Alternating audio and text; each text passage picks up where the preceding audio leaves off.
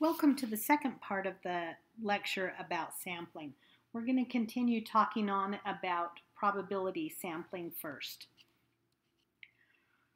So it's pretty straightforward and intuitive to conduct a random sample.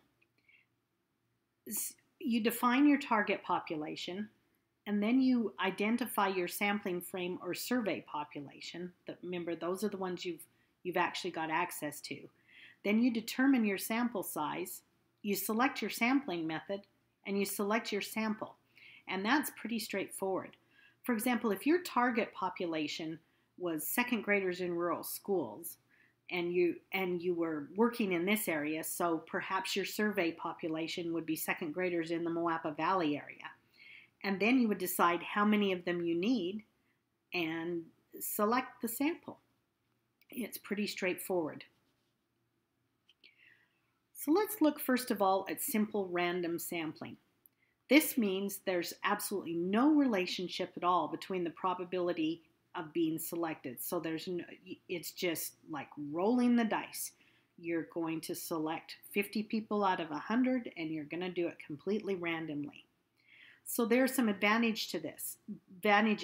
It's really easy to choose your sample, and you've got a high probability that you'll have a representative sample. It'll represent your population. This also meets most of the assumptions for statistical procedures, which you don't need to know about in this class, but you can be confident that you can make the right inferences if you've got a random sample. One of the big advantages is that you don't need details on each individual.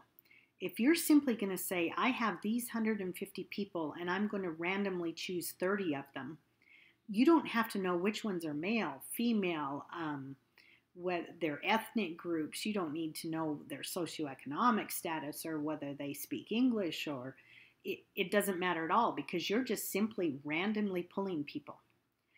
So there's also some disadvantages to this. Sometimes it's really more difficult than you think to identify all the members who should be in your target population and your survey population or your research population. And then it can sometimes be difficult to contact all the members of your sample when you've just randomly selected them. One example would be, say you decided that you needed a random sample of people of adults in Las Vegas or whatever. So you use a phone book. Do you remember what those were? And it may not have all of the members of the population listed. It's very unlikely. A lot of us don't even have home phone numbers anymore. They're people with unlisted numbers. Then you're going to get people who their phone's been disconnected, or they won't even answer the phone, or they hang up on you, all of those sorts of things. So you can see that it's not as simple as it looks. Another way to look at random sampling is a stratified random sample. Remember that by chance, you could get a sample that didn't have any of a particular subgroup in it. For example, if I have 100 students and I am going to pick 30 of them randomly, there is a chance that I wouldn't get a single student with an IEP. Students with IEPs generally represent, between about 9 to 11% of the population, for example. So there's a probability that I wouldn't get any in my sample, and that could be a problem or not. It would depend on what I was researching. So sometimes we do a stratified random sampling, and that's when you guarantee the representation of different subgroups. So you call the strata, that's the variable that you need represented. Maybe you want to make sure that your sample has girls and boys in it, or that it has the different ethnic groups that are found in your target population. You want to ensure that. So you do a stratified random sampling. And that is when you take each subgroup and then you randomly sample out of that subgroup the number of people that you need so that they're all represented. Now there's two ways you can do it. You could do it proportionally, so that if I have 30% of my population is Caucasian and 30% is Hispanic, and what else would I need? 20% was African American. You get the idea. Then I would go in and make sure that I out of my population, I took that 30% who were Caucasian, and then I would randomly sample what I needed out of that group so that it stayed proportional to the population. And then my sample would represent the different proportions of whatever characteristic I'm using as my strata. You can also do it non-proportional, and that's when you just simply make sure that the subgroups all have equal numbers in them. So if I have 4 ethnic groups represented, I just ensure that I randomly select enough that each of those subgroups has the same number of subjects in it. And that might seem kind of odd, but there are some statistical analyses that really do require that all of your groups have the equal number of subjects in them. So if you wanted to compare 4 groups, because of ethnicity, you would need to have the equal number of subjects in each group. So there's some advantages and disadvantages here too. To be able to stratify your random sampling, you have to know the characteristics of each subject in your population.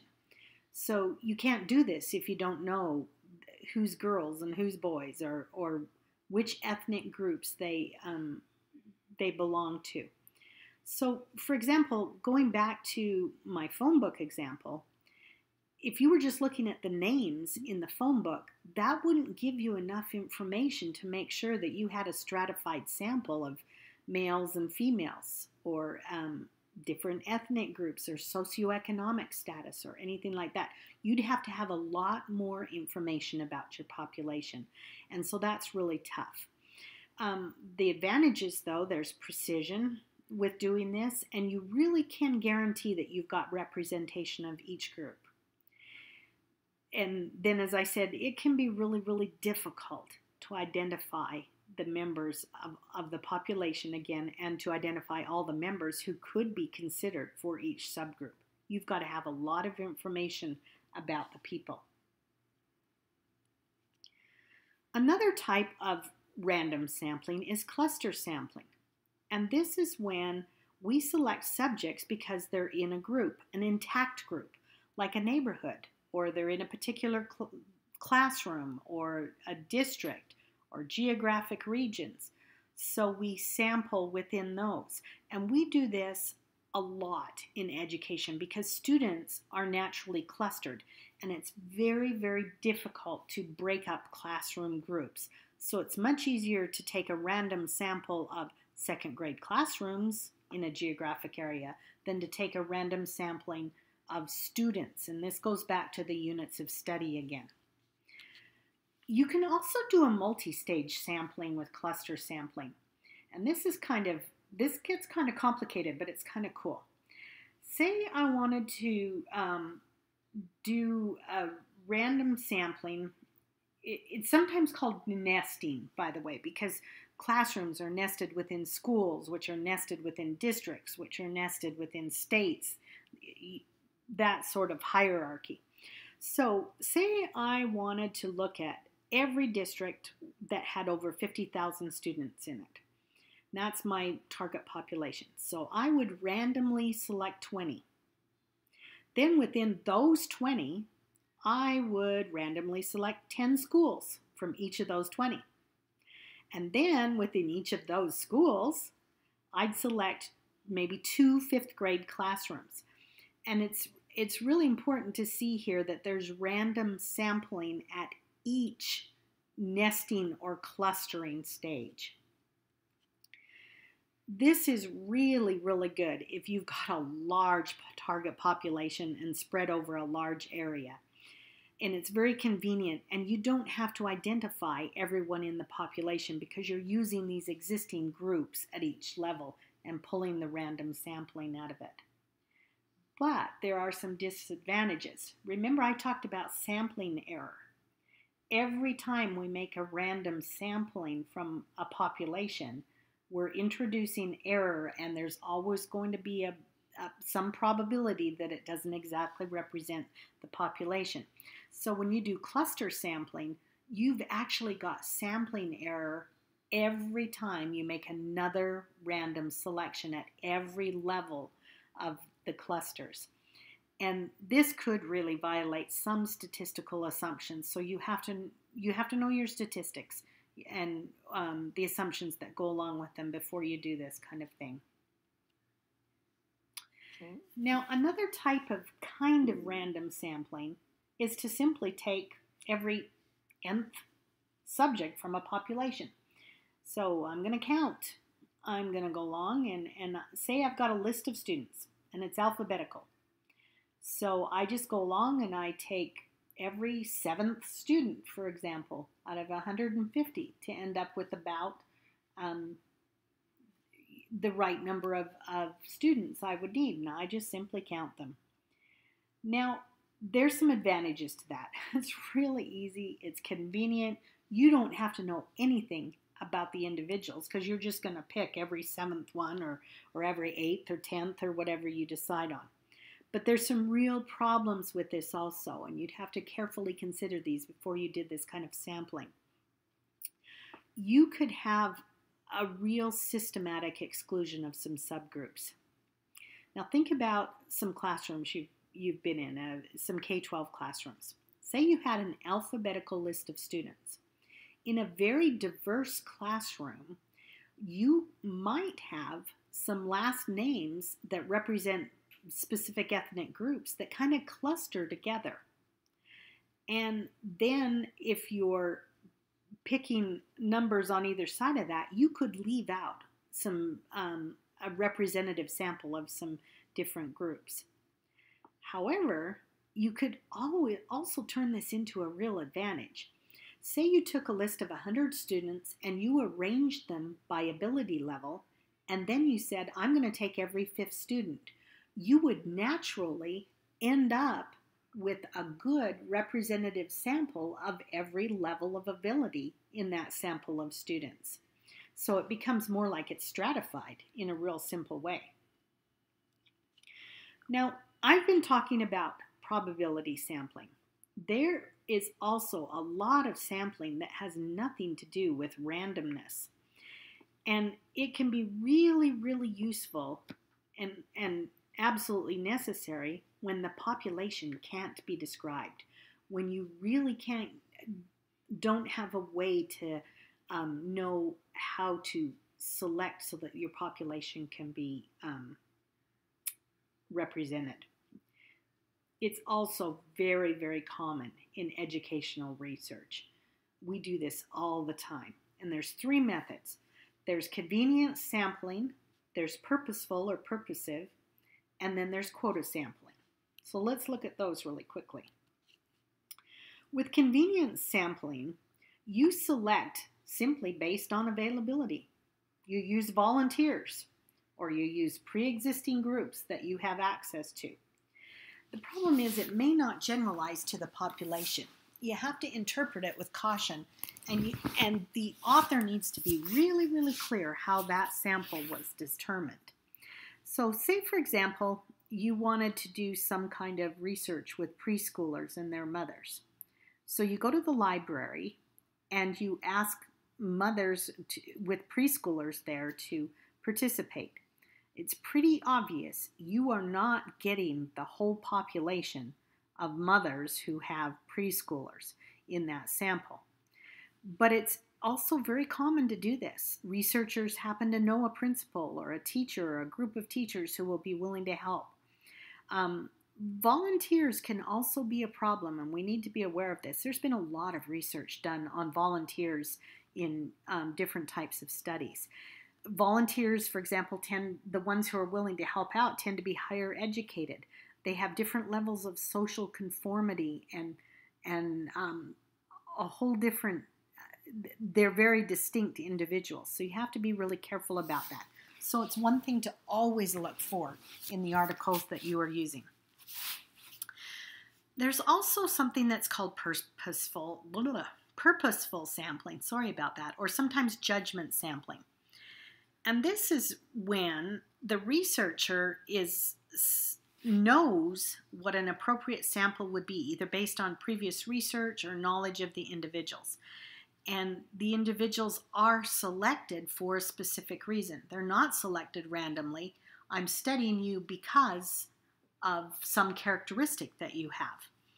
This always has bias in it because the researcher is choosing the subjects. But sometimes there's a reason for that. For example, if I needed subjects that had sustained a specific type of brain injury, then I know who to look for, and supposedly I've got the expertise to do that and choose those people. I don't need a random sample of a population. Sometimes the researcher may be studying the effects of an intervention and wants teachers who have a good knowledge of that intervention for fidelity. You wouldn't want a random sample of the teachers then if you're studying that. So there are reasons for it, but you also have to be very careful because this is loaded with bias. The last non-random kind of sampling is called quota sampling. And this is when you jump into a population and you start asking people questions to find out if they have the characteristics you need. And then you're trying to get to the first 50 you can find, or the first 100 that you could find who fit the characteristics you need. And you're looking for representatives for specific characteristics. So, for example, I could get on the phone and I could start calling phone numbers and asking for female head of household with children still at home. This obviously has some problems. You've got concerns about accessibility. You're not going to be representing the population as well. And these are still volunteers. And for example, if I did this phoning between 10 a.m. and 2 p.m., then I'm only reaching people who answer their phones between those hours, and they're at home for whatever reason. They work swing shift, or they're a stay-at-home mom, or whatever it takes. And it's a very restricted population from which you're drawing your sample. So there's no way to be very confident that you can generalize to a different kind of population. So the takeaway from this lecture should be that when you can do random sampling very carefully and do it well, then your readers can have really high confidence in the results that you have and in generalizing that to a different population or to the larger population.